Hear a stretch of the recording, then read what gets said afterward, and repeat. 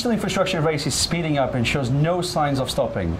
My guest today is connecting thousands of DI executives from across the world to build our future and connect billions of people across the four corners of the planet. I'm talking, of course, of Dean Nelson, chairman and founder of Infrastructure Masons. Dean, it's amazing to see you in person after 24 months. Yes, finally. Of nothing like this. And there's no better place than being in Hawaii. I was about to say, you can't get a better view than this. Monaco's pretty good, but actually I gotta say, this is really good. And you get the waves sound in the background. There's not a lot of people get the interviews done with wave sounds in the background, and we'll have an helicopter potentially flying by at some point. That's right, plus drones and everything. Yeah, it's going to be amazing. But as great as it is to see you, the last 24 months have been a bit challenging for the world, for everyone in the world. Yeah, absolutely. How has the COVID-19 pandemic challenged the digital infrastructure space in the last 24 months? Well, what's interesting is my last trip was in Australia, and I left on March 21st, I think it was. Yeah. I got the last flight out of Australia back to the US, and I didn't really know exactly what was going to happen. And if you think of Infrastructure Masons, we have live events, we're in Monaco, we're in London, we're in the US, and those things, and all of a sudden all that shut down, travel shut down, and of course everybody is trying to figure out how to do this remotely. So we pivoted very quickly and started doing remote events on Zoom, and it actually worked out really well. The pivot helped get even more people involved. But in that those sessions, we had our first Global Member Summit in April on Earth Day, April 2020. And so we brought in some senior leaders, and we'd aligned on this universal sustainability vision. And what was amazing to me is even at that point, there were already such massive growth things going on. Noelle Walsh was an example. So she's the one that runs all the infrastructure at Microsoft. And she dropped a stat in that interview I had with her where she said there was over 100 megawatts delivered in 2 weeks because of Teams, right, Xbox, like all the things that suddenly blew up. The world went online. Yeah. Social life, real life social life is ended, stopped. And that was just the beginning. Yeah. So what's changed, if you think about this 2 years, is everyone thought this was going to be that little bubble, right? And then it's going to go back. No, that was literally the new baseline. And then it just kept going and going and going. And so if you think about how all of digital infrastructure had to adapt, first off, demand went up, access went down, supply chain was constrained, and everybody had to figure out and adapt. And what's amazing about our industry is that even with all those constraints, think about it, less than 50% people on site, social distancing, all the other things that had to go in, they still delivered the capacity, and we didn't have shortages to enable all the people that were actually connecting over the internet to do all the things that they do. So for me, that 2 years was a trial by fire, but it really showed the professionalism and the, I guess, the flexibility of all the people to be able to now adapt to something as dramatic as a global pandemic quashing, right, all the abilities for the way we did things before. It's a once in 100 years event, and I think it also shows how sound business plans have been in some of the decisions that colleagues in the industry have done over the years, because there were good decisions that managed to get us through this. Yes, But if you if you look at the way the industry is now responding to the budgeting demand that's coming out of the pandemic, because I guess this is not going to stop. I mean, we might do less Zoom calls, but gaming, metaverse, everything that's coming, it's here, it's coming, and all that. How do you see the sector answering that demand going forward? I actually want to challenge you on one thing, because everyone's saying, oh, now we can get back to normal. There is no back to normal, it's a right? new way of life. Right, Yeah. and if you think about it, all of a sudden, all these companies have realized that having a remote, flexible workforce is the only way they're going to compete. And so I think a lot of them are forcing back in, are realizing the constraints and the challenges, because guess what? People are just going to go find a different job. But what is going on now is that everybody's figured out new products. Think about Zoom. They went up like, I forgot what it was. 300% or something. Yeah, massive amount. But then they had security problems and all this, so their product rapidly got better. And now people are just counting on it. Same thing with Teams, same thing with all the other platforms that are enabling video conferencing, and then all the new products that came out. So I guess my thing about going forward is everyone has adapted to this, and the companies that can't actually keep up that capability are going to lose the people and have a hard time competing. So I believe that the hybrid environment is here to stay. I think that work from home or work from everywhere is the way it's going to be. And for the majority of people that are actually in our industry, actually around the world.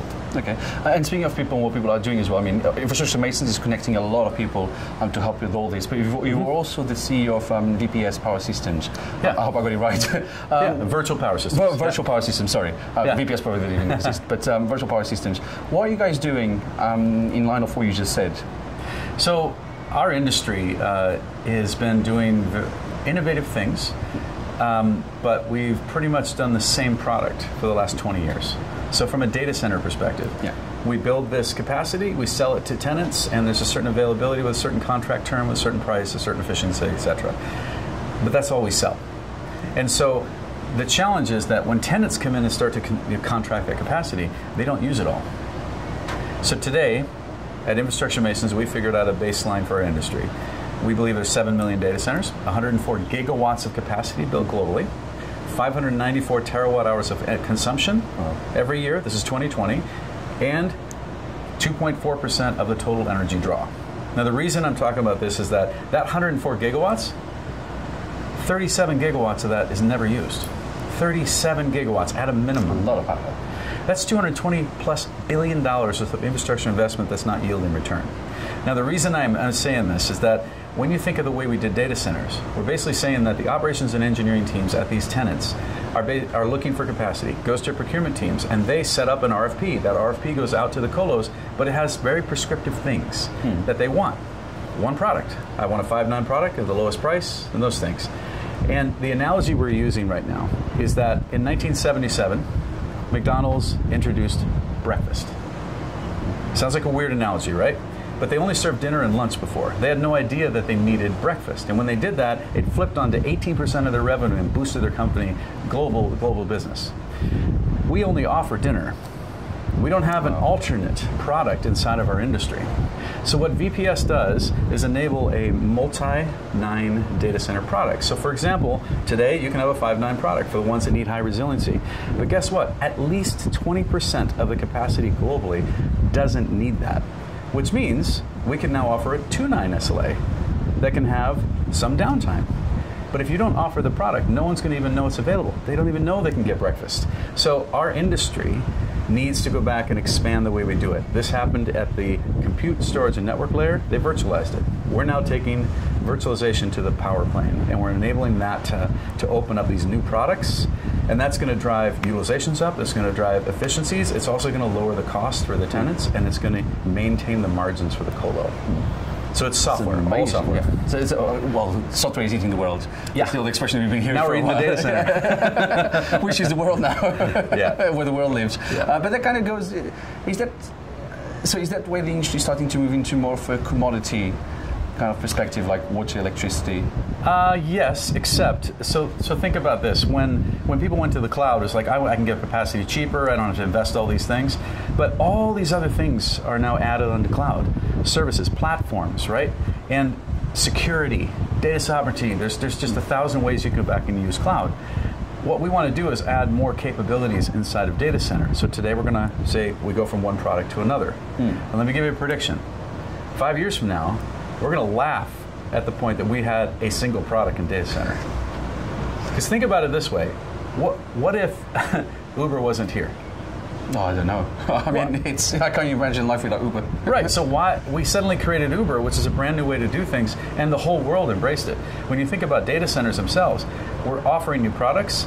The tenants are suddenly going to say, there's breakfast. Why didn't I get breakfast before? Why don't you offer breakfast? I want breakfast. And so suddenly we can get these products to expand, and we enhance via software data center capability. What that's also going to do is offer a competitive advantage against cloud, because there's a certain cost element in cloud. Now you have cost variations you can do on-prem, and you can have a hybrid portfolio that optimizes everything. Performance, cost, efficiency, sustainability. We have to look at this from a completely different way. And that's what Virtual Power Systems is going after, virtualizing the power plane to enable new products to drive these metrics. I mean, that sounds so very exciting. It sounds like there's so much to come. In a time that we talk a lot about the market is growing, there's a lot of money going into it. We know those figures more or less. But it's nice to see a fresh way of doing new things and what might be coming. And it's actually a short period of time, because 5 years is not that long ago, not that long to go. No. And again, what I always laugh at is everybody used to hug their servers. Yeah. Right? This is mine. I'm unique. I'm special. Nobody can do it. And then everybody shares them. We all hug the power right now. Yeah.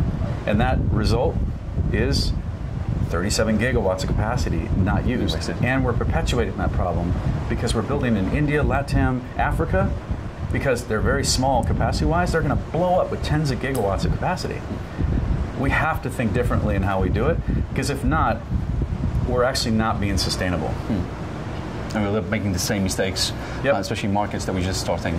But then, now going back into PTC and the topics here, you've had an amazing week. I mean, your LinkedIn is full of pictures, full of selfies, so you've met a lot of people. What has surprised you while being here? Well, a couple things. First is getting back together with people and doing this. Oh my God, you can't do business without something like this. No. Zoom is just not a replacement. Zoom is okay to, as a follow-up. And so I think that the thing that I really loved or I missed was 2 years ago I was here, right? And we're back to back with meetings and everything else, and that's the beauty of PTC is all these executives are here, and engineers are here, and leaders that make decisions and actually do buying decisions. Those meetings are critical. This is the place to be to have these conversations. So that hasn't changed. The only difference is we had a few less people here, but it was quality people. This is a great event. That's what I found as well. It's my first time here, so I was actually surprised.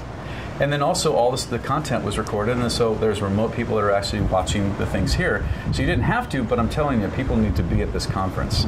It's where business happens. Now, from a development standpoint, there's been some very interesting things that I found that I had an epiphany on. I'll just give you one example. So Simon Lee is a guy who is with a company called FiberSense. Yep. You ever heard of that? Yeah. I didn't quite get it until I sat down with him just a couple days ago at the Tapa Bar. In there, they're taking vibrations from people walking, cars, trucks, whatever else, and that vibration is able to be measured in fiber. It senses all the things. To me, that is like immediate smart city, because fiber is all across these cities, which means that they can now start measuring all these different pieces. So all the sensors and drones and IoT devices and things that we're pushing up there right now, this is underground, it's not even seen. You can get massive amounts of it. So for me, that was one of those, okay, edge and that, that's, and now, okay, let's say they capture that, they are able to use these different spectrum on the actual fiber to do this. Yeah. All that is data. That data is going to need to be processed. That will drive edge, because it has to be proximate. So that was one of the big things for me is this ability to go back and accelerate smart cities is going to drive more edge, which is going to drive more data, right? Which is going to drive more process, which continues to grow our industry. So that 7 million data centers I talked about, it's going to explode. Edge is going to be millions of these things. Just look at where we are. How many edge things will be just in this hotel? Yeah. Right. So it's that, and then of course this new virtual power systems based thing, how we build product, how we offer it out to the market. That's resonated as RFPs out right now. So the industry's getting stirred up into saying, why do we just offer dinner? We really need to expand our offerings, lunch and everything else, because the tenants are looking for it. Right now, they're understanding that there's an option and a possibility, because RFPs are coming with that, and the colo sides are starting to see that there's a differentiator in the market, because you can lower your prices and keep your margin, okay, and you can grow in utilization efficiencies, the yield on the investment. All those pieces come together into just a better business. Yeah, the industry is metamorphing into the next level. And when we come back in 12 months' time, hopefully to the same weather, what do you think is going to be the big topic in 12 months? You've mentioned in 5 years' time, but let's talk about just the next 12 months. What do you think people are going to be talking downstage when we come back next year? I actually believe that in 12 months, the edge is going to be very real. All the use cases, these big ones, are going to actually in production. And then that is what everybody's going to see is like they've caught the boat and they're going, right, or they're trying to catch up. I think edge is going to be one of the biggest. When you say catch up, do you think the next 12 months are the last 12 months that you've got to get into edge before you miss out? I think you should be doing something right now and assessing what it is. So that's one. Second, to me, is satellite networking. When you think of SpaceX and all the other things that they're putting up there, that is going to traverse the Earth like this, lickety-split with lasers across the planet. But that has to come to Earth, which means that edge locations are going to be the things receiving all this, which means that'll go to fiber, that'll go to the... It just blossoms all of the stuff that we do. We're in the best industry in the world, just so everybody's clear. But it is actually. It is growing like mad, and we get to keep building the infrastructure for the Internet of everything. And remember, half the planet still isn't on the Internet. And that opens up a Pandora box of so many other things that might happen, not just from a technology perspective, but all the other businesses. There's so much talent. Human talent hasn't been connected to the internet yet. Right. Once they start having their ideas, once they can access education, all that, I mean, I think, I don't know, the next 100 years is probably going to be an amazing period once all these people come online. Yeah. How long do you think it's going to take to connect the unconnected, actually? I actually think the next 2 billion people will be on in the next 2 years. Yeah. Oh, wow. So, I mean, there's 500 million that are supposed to be connected in India alone, and then Latin, Africa's massive. It's like the amount of things that are going to go on there, the money that's moving into there, that's going to drive it. But I mean, India's figured out. Think about a $50 smartphone.